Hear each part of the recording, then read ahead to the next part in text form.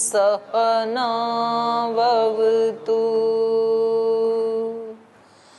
सहनौ भुनक्तु सह वीर्यं करवावहै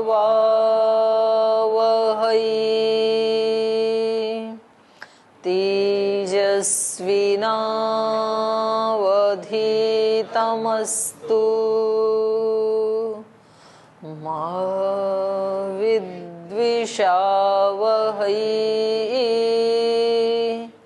ॐ शान्ति शान्ति शान्तिः।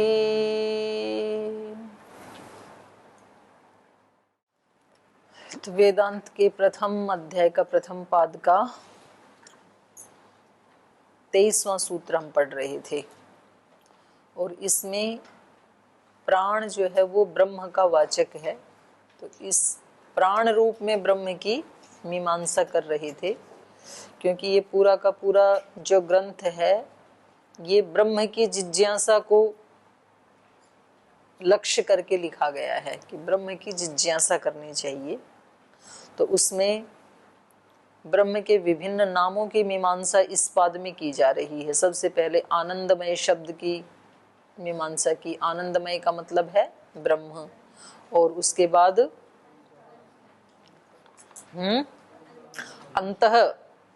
अंतः शब्द, तो ये भी ब्रह्म का वाचक है। उसके बाद आया आकाश, आकाश भी ब्रह्म का वाचक है। और उसके बाद प्राण।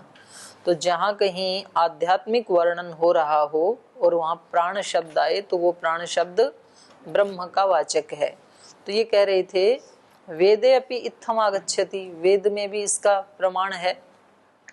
प्राण शब्दो ब्रह्मात्म अभिधायकः, ब्रह्मात्म का, ये परमात्मा को ही ब्रह्मात्मा कहते हैं, तो उस ब्रह्म का अभिधायक है ये वेद में। तो इसका अथर्ववेद का उदाहरण दे रहे हैं। अथर्ववेद में आया प्राणाय नमो यस्य सर्वमिदं वशे यो भूतः सर्वस्य ईश्वरो यस्मिन् सर्वं प्रतिष्ठितम्। तो यहाँ पर वेदे अपि इत्थम आगच्छति, वेद में भी ये आया है प्राणाय नमः, उस प्राण को नमस्कार है, प्रणाम है। यस्य सर्वम इदम वशे, जिसके वश में ये सब कुछ है। तो ये सब कुछ किसके वश में है?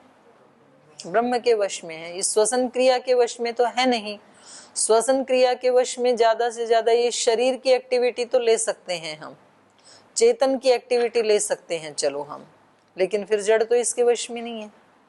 तो इस जगत में तो जड़ चेतन सब कुछ आ गया ना। तो यहाँ पर जो कहा जा रहा है यस्य सर्वम इदम वशे, ये सब कुछ जिसके वश में है, जो इस सब को उत्पन्न करता है, धारण कर रहा है, संहार कर रहा है, उस प्राण को हमारा प्रणाम है। तो ये प्राण कौन है? ब्रह्म ही है ये तो। यो भूतः सर्वस्य ईश्वर, जो पैदा हुए मात्र सब प्राणियों का स्वामी है, ईश्वर है। यस्मिन् सर्वम प्रतिष्ठितम, और जिसमें सब कुछ प्रतिष्ठित है, जड़ चेतन सब कुछ जिसमें प्रतिष्ठित है, उस प्राण को हमारा प्रणाम है। तो सर्वस्य अस्य जगतः प्रतिष्ठानम वशिष्वरश्च ब्रह्मात्मा परमात्मा एव भवितुमर्हति। तो इस सारे जगत का प्रतिष्ठान, आश्रय और वशिष्वरश्च, और वश में करने वाला, वो तो ब्रह्मात्मा परमात्मा ही हो सकता है। न ही शरीरवर्ती प्राणन क्रियावान प्राणः, शरीर में रहने वाला जो श्वसन क्रिया वाला जो प्राण है, ये तो सब कुछ का वशी, सबका प्रतिष्ठान और वशीश्वर नहीं हो सकता है। तो इसलिए यहाँ प्राण किसका वाचक है? ऐसे ही अब अगला शब्द है ज्योति। ज्योति शब्द भी किसका वाचक है? ब्रह्म का।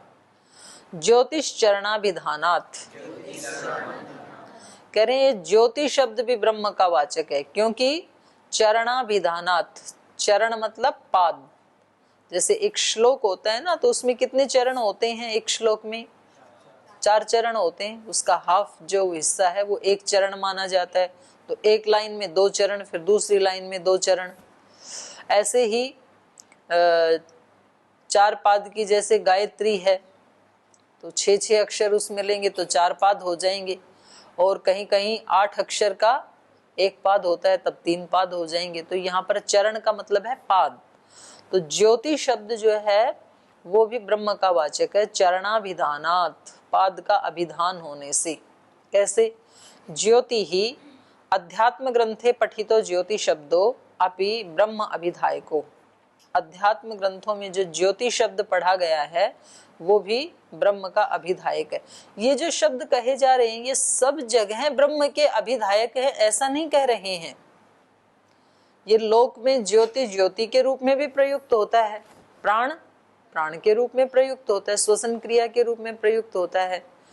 ऐसे ही अंतः शब्द अंतःकरण के रूप में भी, अंदर के रूप में भी प्रयुक्त होता है। लेकिन कहीं यदि आध्यात्मिक चर्चा हो रही हो, अध्यात्म प्रकरण चल रहा हो, तो वहां पर उसका अर्थ ब्रह्म लेना है, बस ये बताना चाह रहे हैं ये।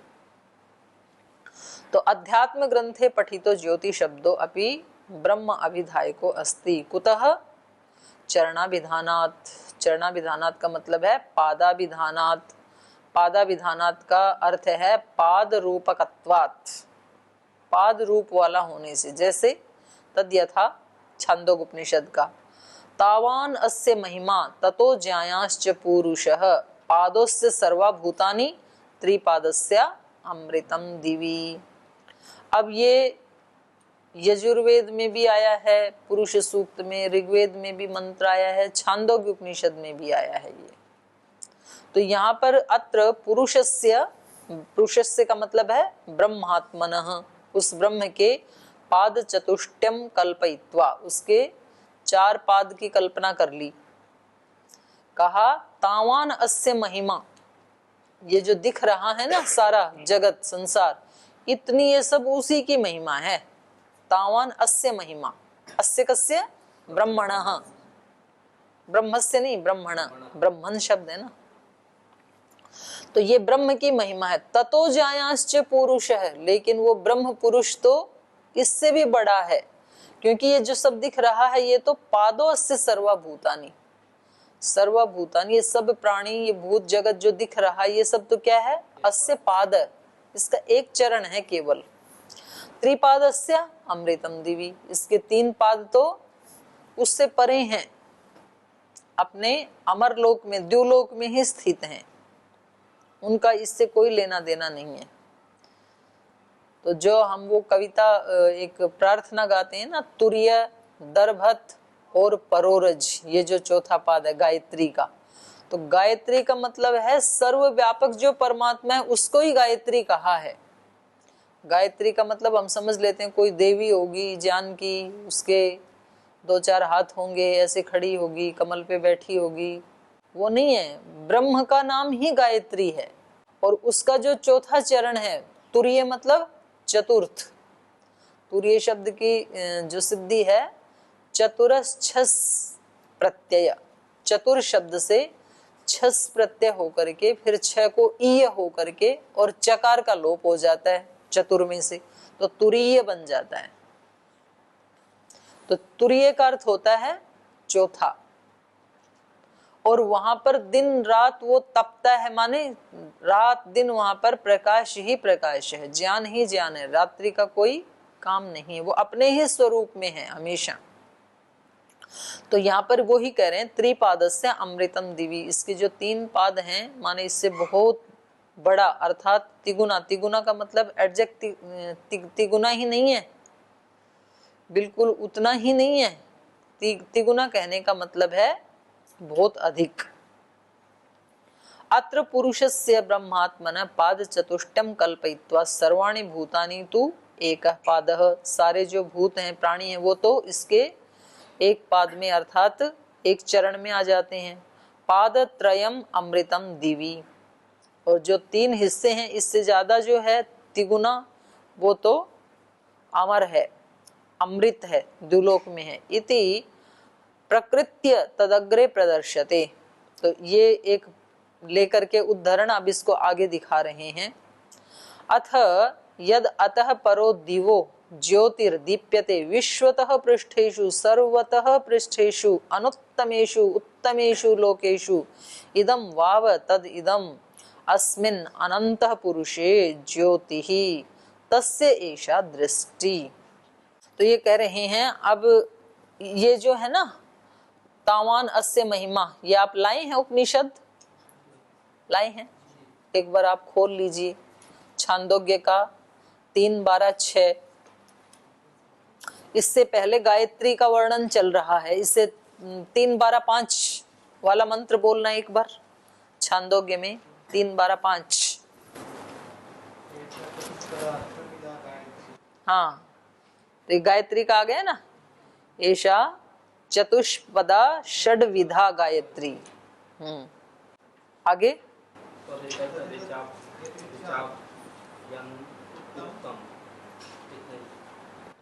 चलो इतना पर्याप्त है आपको समझने के लिए। ये गायत्री की महिमा चल रही है। ये गायत्री कैसी है? चतुष्पदा षड्विधा। चतुष्पदा का मतलब है 4 पैर वाली, 4 चरण हैं इसके, और प्रत्येक चरण में षड्विधा 6 अक्षर हैं, तो 6 चौके 24, तो 24 अक्षर वाली है ये गायत्री। और उससे अगला ये मंत्र है, तावान अस्य महिमा ततो जायाश्च पुरुषः। इतनी महिमा है ये इसकी। तो यहाँ पर गायत्री जो है वो क्या है? ब्रह्म का वाचक है, ब्रह्म की महिमा चल रही है ये, न कि किसी मंत्र की या छंद की। गायत्री छंद की महिमा नहीं बताई जा रही है, ये ब्रह्म की महिमा बताई जा रही है। तो चलिए पढ़ते हैं। ये कह रहे हैं अत्र पुरुषस्य ब्रह्मात्मन। यहाँ पुरुष का मतलब क्या है? ब्रह्मा। वो पाद चतुष्टयम, उसके 4 चरण कल्पना करके, सर्वाणि भूतानि तु एक पादः, सारे ये जो प्राणी हैं वो तो एक पाद में आ जाते हैं। पादत्रय अमृतम दिवी इति प्रकृत्य। तो इस उद्धरण को लेकर के तदग्रे प्रदर्श्यते, इसके आगे प्रदर्शन कर रहे हैं, दिखा रहे हैं। अथ यद अतः परो दिवो ज्योति, जो इससे परे जो द्युलोक में जो ज्योति है, दीप्यते विश्वत, जो सब तरफ से देदीप्यमान है, पृष्ठेषु सर्वतः, सब तरफ से, पृष्ठेषु अनुत्तमेषु उत्तमेषु लोकेषु, उसके आगे पीछे ऊपर नीचे सब जगह क्या है? अनुत्तम लोक है, वो ज्योतिर्मय लोक है। पृष्ठेषु अनुत्तमेषु उत्तमेषु लोकेषु इदं वाव, ये ब्रह्म ही है। तद इदम अस्मिन अनंतः पुरुषे, तो उस इस अनंत पुरुष में ज्योति ही, ये जो ज्योति दिखाई दे रही है, ज्योतिर्मय ये जो पुरुष दिखाई दे रहा है, तस्य एषा दृष्टि, उसके बारे में यहाँ पर दिखाया जा रहा है छांदोग्य उपनिषद में। अब इससे अगला जो है 3:13-7 वाला, ये कह रहे हैं अस्मिन वचने ज्योति शब्दो ब्रह्म अभिधायको। यहाँ पर भी जो ज्योति शब्द आया है, ये जो दे रहे थे ना, अथ यद अतः परो दिवो ज्योति, ये है यहाँ पर ही। वो तो 3:12 था, ये 3:13 है, उसका 7वां मंत्र है ये। तो इसमें कह रहे हैं अस्मिन वचने, यहाँ पर जो ये जो ज्योति कहा जा रहा है, ये ज्योति क्या है? ब्रह्म अभिधायक है, क्योंकि यहाँ पर ब्रह्म की ही चर्चा चल रही है छांदोग्य उपनिषद में। 12-13 ये जो इसके अध्याय हैं, इनमें ब्रह्म की ही चर्चा चल रही है। तो यहाँ पर ऊपर गायत्री को ब्रह्म का वाचक बताया था छांदोग्य उपनिषद में, यहाँ पर ज्योति को ब्रह्म का वाचक बताया जा रहा है। अस्मिन वचने ज्योति शब्दो ब्रह्माभिधायको यतो ही पूर्व प्रकृत वचने पुरुषस्य पादाभिधानम कृतम, क्योंकि इससे पहले वाले वचन में उस ब्रह्म का पुरुष के रूप में पादाभिधानम, उसके चरणों का अभिधान किया है। पादाभिधानम कृतम तत्र स त्रिपाद रूपो अमृतो दिव्य अभिहितः। तो उसके जो 3 पाद हैं, 3 चरण हैं, वो कैसे हैं? अमृत। और दिव्य अभिहित, वो द्युलोक में छिपे हुए हैं, किसी को दिखते नहीं है। स एव अत्र निर्दिष्टो, तो यहाँ पर भी उस ज्योति के रूप में उस ब्रह्म का ही निर्देश किया गया है। अत्रोत्तर वचने, इससे आगे के वचन में कहा परो दिवो ज्योति, ये रहता कहाँ है? द्युलोक से भी परे, और ज्योति स्वरूप है वो ब्रह्म, ज्योति ही ज्योति है। इति कथनेन ज्योति रूपेण अनुद्यते, तो इस कथन से ज्योति रूप में उस ब्रह्म को ही अनुद्यते कहा गया है।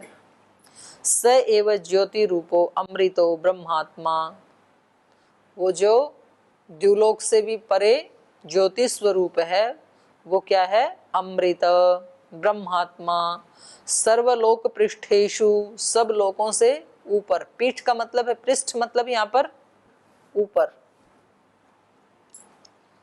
किसी लोक की पीठ मतलब ऊपर वाला भाग, तो सब लोकों से ऊपर है। सर्वलोक पृष्ठेषु, सर्वलोकानाम बाह्येषु, सब लोकों से वो बाहर है। बाह्येषु प्रदेशेषु ऊर्ध्व अधर समस्त लोक लोकांतर्गतेषु प्रदेशेषु च अभिवर्तते।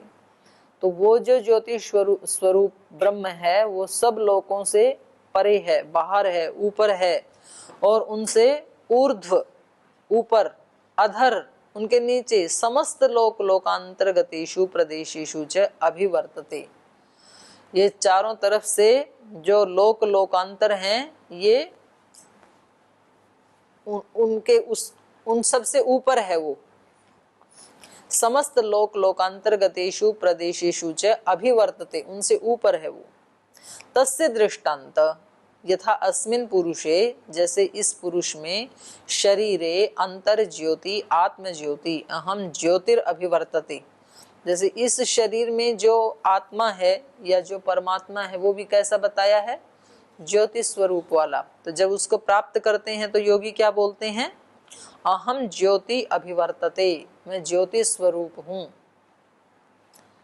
तो ऐसे ही वो भी जो द्युलोक से परे है वो भी ज्योति स्वरूप है, परमात्मा भी। उक्तम ही अन्यत्र वेदे, वेद में भी आया है। ये ऊपर तो उपनिषद के इन्होंने उदाहरण दिए थे, अब वेद के दे रहे हैं। तो वेद में ऋग्वेद का दे रहे हैं, छठे मंडल का। ज्योति ही रात्म ज्योति ही विमे कर्णा पतयतो विचक्षुर विदम ज्योति हृदय आहितम यत यथैव आत्मा ज्योति तथैव ब्रह्मात्मा भी ज्योति अस्ति। जैसे इस शरीर में आत्मा ज्योति स्वरूप वाला है, वैसे ही वो परमात्मा भी द्युलोक से परे ज्योति स्वरूप वाला ही है। वेदेपि दिव पर इति वदुच्यते, तो यहाँ वेद में भी क्या कहा? दिव परह, द्युलोक से भी परे वो ज्योति स्वरूप है। और यजुर्वेद में कहा त्रिपाद ऊर्ध्वम उदयित पुरुषः, त्रिपाद ऊर्ध्वम, उसके 3 पाद इससे ऊपर हैं, एक पाद से ऊपर हैं। और उदयित पुरुष है, वो पुरुष इस एक पाद से भी ऊपर है, उसके 3 पाद ऊपर हैं। अग्निरपि स उच्यते, और उसी को अग्नि भी कहा, अग्नि भी तो ज्योति स्वरूप ही है ना।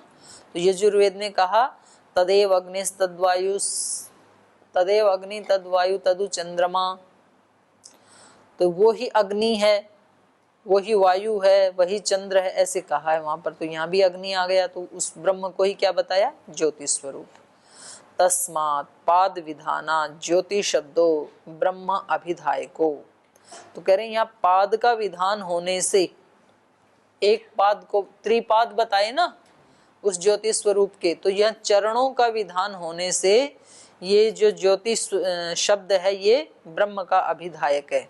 न तो जड़ रूप ज्योति वाचकः, जड़ रूपी जो ज्योति है, जो तेज है अग्नि का, उसका वाचक नहीं है ये ज्योति, क्योंकि तस्य पाद कल्पनाया असंभवात, उसमें तो पाद की कोई कल्पना होगी नहीं। ज्योति स्वरूप, ज्योति में जो जड़ स्थूल ज्योति है उसमें तो 4 पाद हो ही नहीं सकते। तो वेद में और अन्य ग्रंथों में भी उस ब्रह्म के 4 पाद बताए हैं, तो इसलिए यहाँ ज्योति से क्या लिया जाएगा? ब्रह्म लिया जाएगा। यहाँ पर ज्योति शब्देन वेदेषु उपनिषत्सु च बहुत्र ब्रह्म वर्ण्यते, और करें ज्योति शब्द से वेदों में भी और उपनिषदों में बहुत जगह ब्रह्म का वर्णन किया गया है। तद यथा, जैसे एक उदाहरण दे रहे हैं वेद का, ध्रुवम ज्योतिर्निहितम दृश्ये कम मनोजविष्ठम पतयत स्वन्तः विश्वे देवा समनसः सकेता एकम क्रतुम अभिवियन्ति साधु। तो यहाँ पर ध्रुवम ज्योति ही, उसको स्थिर ज्योति कहा ऋग्वेद में, ध्रुवम ज्योति निहितम दृश्ये, जो निहितम, जो निहित है, दृश्य, ये इस दृश्य के अंदर ही, ये जो दृश्य दिखाई दे रहा है इसके अंदर ही निहित है। कम मनोजविष्ठम पतयत सु अंतः, लेकिन जब मन का उसके साथ, इस जविष्ठ मन का उसके साथ संयोग विशेष हो जाता है, तब अंतःकरण में उसका दर्शन होता है। विश्वे देवा सम्मनस, तब सभी इस सृष्टि के देव इस साधक के साथ सम्मनस हो जाते हैं। सम्मनस माने उनके मन का कनेक्शन उसके साथ जुड़ जाता है। सकेता, केता मतलब विद्वान, तो वो केता है। एकम क्रतुम अभिवियन्ति साधु एषः संप्रसादो अस्मात् शरीरात् समुत्थाय परम ज्योति उपसंपद्य। तो कह रहे हैं ये जो साधक है, संप्रसाद, संप्रसाद माने अस्मात् शरीरात्, इस शरीर से, समुत्थाय ऊपर उठ करके, परम ज्योति उपसंपद्य, उस परम ज्योति को प्राप्त करके। तो ये परम ज्योति क्या है? ब्रह्म है। स्वेन रूपेण अभिनिष्पद्यते, उस परम ज्योति को प्राप्त करके अपने स्वरूप से निष्पन्न हो जाता है। अपने स्वरूप से निष्पन्न हो जाता है मतलब इसका अपना स्वरूप भी ज्योति स्वरूप है। तो जब ये उस ब्रह्म को जान लेता है तब ही ये अपने असली स्वरूप से सुसंपन्न होता है। उससे पहले तो ये अपने रूप से दूर ही रहता है। स्वेन रूपेण अभिनिष्पद्यते, ये छांदोग्य उपनिषद में कहा है। तच्छुभ्रम ज्योतिषाम ज्योति ही, तो उस शुभ्र ज्योति को, श्वेत जिसमें कालीमा का कहीं छोटा डॉट भी नहीं है, उसको शुभ्र कहा जाता है। तच्छुभ्रम ज्योतिषाम ज्योति ही तद यदात्मवितो विदुहु, तो उस ज्योति को जो आत्मवेत्ता लोग हैं, योगी लोग हैं, वो जानते हैं। विदु, ये मुंडक उपनिषद में कहा। तस्य भाषा सर्वम इदम विभाति, ये कठोपनिषद में कहा। उसकी, उस ज्योति से, आभा से, प्रकाश से सर्वम इदम विभाति, सब कुछ प्रकाशमान होता है, ज्योतिमान होता है। तो ऐसे ज्योति शब्द के बहुत सारे वेद में और उपनिषदों में इन्होंने उदाहरण दिखाए हैं कि ज्योति शब्द वहां पर ब्रह्म का वाचक है।